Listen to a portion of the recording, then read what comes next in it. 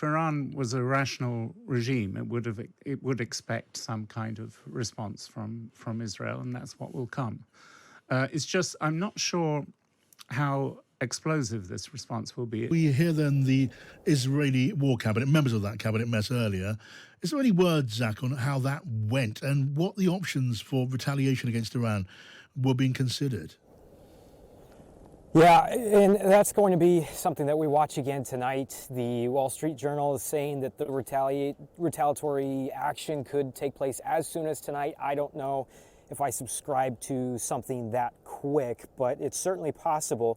The Israeli media channels are reporting that the Rafah operation has been delayed now as a method or a means to allow more time to respond to Iran. Over the past 24 hours, I had heard, to think creatively about the ways that Israel could respond, because they have spent the last 6 months putting Hamas and Hezbollah into the Iran camp and have created the connections. And to their credit, of course, Iran has supplied these weapons and the thousands of rockets and funded the terrorist efforts of Hamas and Hezbollah.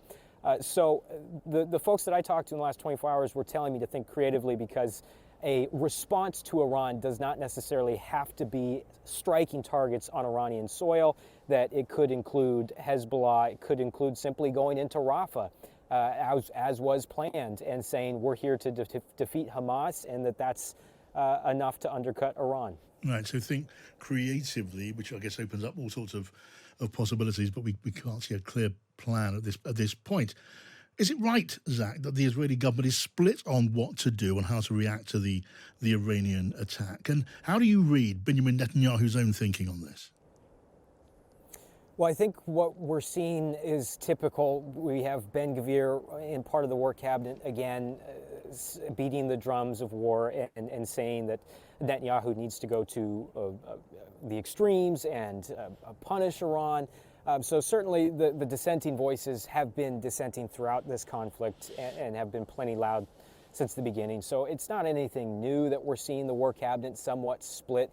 I think where Prime Minister Netanyahu is right now is probably exactly where he wants to be, because he envisioned that this would be the path that Israel would go down when they decided and approved on this consulate strike on the 1st, that Iran would initiate some sort of response. Did we know it was going to be an actual attack or launch from their soil for the first time in history? Maybe not, but I think that somewhere in the Prime Minister's calculations, he knew and communicated to the cabinet, the war cabinet, that this was going to be a possibility, and direct confrontation with Iran is not something that Israel necessarily was going to shy away from, and perhaps even was eager for, to be able to start to reshape the Middle East in their image. Right. Just a brief word on where you are, Zach.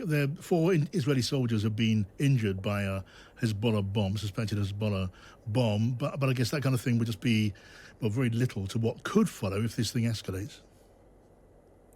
You know, the thing that makes this remarkable and why we are so close to the border today, we're just a few hundred meters away from the blue line, the fence that demarcates Israel and Lebanon. Yesterday, or actually early this morning, the IDF says that their troops were inside southern Lebanon and either came across an IED or a mine, and it exploded and seriously wounded 1 soldier, moderately wounded 2 others, and lightly wounded a 4th, and then they evacuated them by helicopter. Sky News reported that they were several hundred meters inside Lebanese territory. I haven't been able to confirm that, but the helicopter that came in and evacuated them was able to get support fire from Israeli jets, and they were striking Hezbollah targets around this area. It's the first time in the last 6 months since the Israel-Hamas conflict that we've seen an official confirmation that the Israeli troops went inside Lebanon. I don't know that it hasn't happened before, but it's the first time that we're hearing about this, and that's a serious moment here, and the tensions have been incredibly high to begin with. So to know that those soldiers were in territory, themselves knew that they were inside their territory either, but the fact that these Israeli jets were striking Hezbollah target at the same time perhaps speaks to maybe there was some sort of engagement. And the people that live around here, where I'm standing now, said about 4 or 5 a.m., tremendously loud explosions, and they could hear the helicopters and the jets. So trying to learn more. Okay, Zach, as always, really grateful for your update. Zach Anders there in near Haifa. Now, let's get the thoughts of Roger Boyes, the Times diplomatic editor, here with me in the studio. Welcome to you, Roger. Hi. Can we try and maybe look at the thinking and the motives at play here while we wait to see what it is that Israel does? Is it correct to suggest that Iran, having fired 300 or more rockets, missiles, and ballistic missiles and drones at the target of Israel, now still want to see restraint from Israel? They hope to contain this thing. Yes, I mean, Iran, of course, is trying to enlist the world community because if the war escalates, then everybody's in trouble. But I think I would imagine if Iran was a rational regime, it would expect some kind of response from Israel, and that's what will come. It's just I'm not sure how explosive this response will be. It could be, for example, a cyber attack. A cyber attack, which would trigger a like for like response, no doubt, and possibly more than that. Would that fall under the category of a proportionate response? Yeah, well, I mean, the views are divided about cyber attacks. You can say that they're an act of war. But if you, for example, and I think this is one of the things that's been under consideration, if you close down the power network for a day or two, or struck a drone factory in Iran, the systems, operating systems, it depends really on the quality of Israeli intelligence to use that as a target, and whether Israel would need, Israeli hackers would probably need American help. Right, yeah. Now, look, we use the word escalation in almost every second sentence when we discuss this. What might escalation look like here? Are we talking about Iran pressing the button and unleashing all of its many, many proxies? What are we talking about? Because it's not as if Russia, for example, is directly engaged in this. We're not looking at that kind of global the emanation of this into all parts of the world. No, we're talking tit for tat, I think, which means that logically, if we follow that pattern, that Israel is the next to strike, and it will be in a way that's deemed painful to Iran, and Iran will then escalate step by step. Now, the question is, where are the limits, and how far does it go? So. And that's what the Israeli War Cabinet has to decide. But I think it's decided to do a lot of this in liaison with the Americans, because it's the Americans who are the main pressure point on not letting this get out of control. Right. Now, so along with the E word, escalation, we use the R word, restraint, an awful lot. Is there a limit, do you think, Roger, to American support here? Joe Biden's under pressure, including from inside his own country and inside his own party. Yeah, I mean, I'm quite sympathetic in a way to Israel about this, because they do feel they're being lectured and nannied.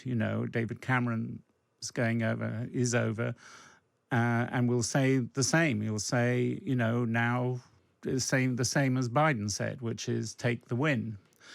And by take the win, he means the diplomatic environment has changed.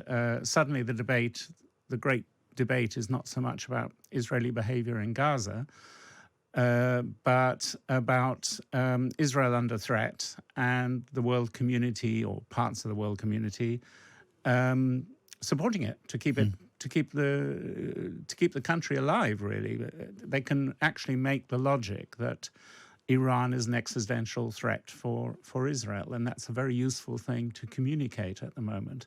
Now, the question is, does that message then get blurred if you hit Hezbollah positions, for example, which is another possible escalation, since Hezbollah are basically the bodyguard of Iran. They're the most efficient of the proxies. They're the biggest army, the best armed proxy militia army that Iran has. If you hit them, then you're hitting Iran.